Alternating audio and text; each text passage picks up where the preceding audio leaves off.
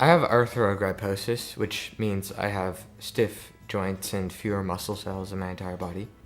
I began at Boyer when I was aged 1.5, and now I'm 18.5. I was diagnosed with cerebral palsy at 8 months of age and started going to Boyer Children's Clinic after that for occupational therapy and for physical therapy. Boyer's been a part of our lives since as long as I can remember. My mom worked there. My brother went there for therapy. I remember going there as a little kid, probably 5 or 6. My sister's name is Kelsey Vera, and she is currently 18 years old, but she was diagnosed with autism when she was around 2. So at the time I was 4 or 5 years old, and I was able to go with her and my mom and dad to Boyer. Dylan, when he was little, they thought that he would never walk.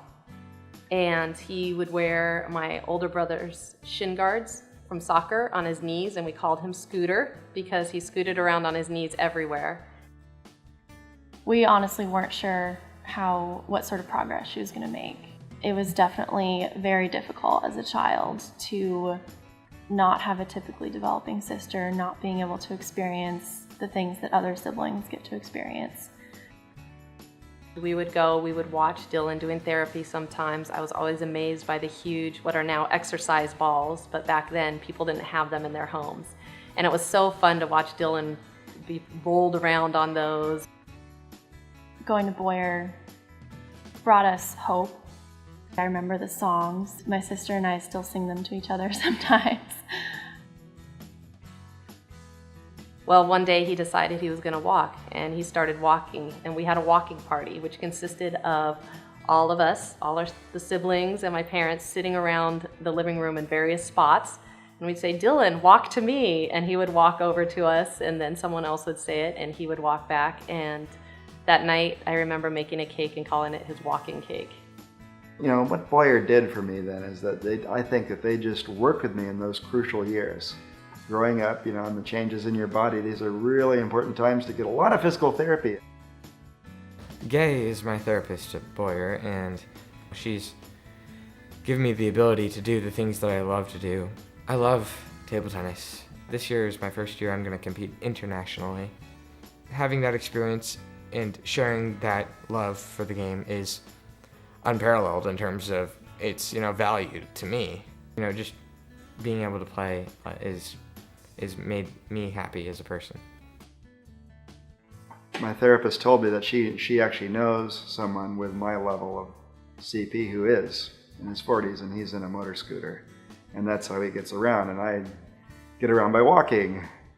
Boyer was integral in all that, and they worked with me in all those crucial times to keep me loose and limber and doing well, so that today I'm walking wherever I want to and doing what I want to do, and I'm not on a motor scooter at all. Kelsey attending Boyer allowed me to get a lot closer with her. She was taught the correct ways of interacting with people, and I was taught the correct ways of interacting with a sibling with autism. I really don't think Kelsey and I would be where we are today as siblings without Boyer. I've been learning how to drive recently. I will be able to drive myself. That's one more way in which Boyer have helped me become, more independent. I work at Pacific Science Center as a science interpreter, and I present planetarium shows there, and we're on our feet all day. We don't sit down at work. We're on our feet, we're standing, we're walking, we're moving, we're lifting, we're doing it. Kelsey is 18 right now, and she's doing really great. She graduated from high school, which was really, really exciting for my family and I. It was also great to see how proud of herself she felt. It's just that great of a place.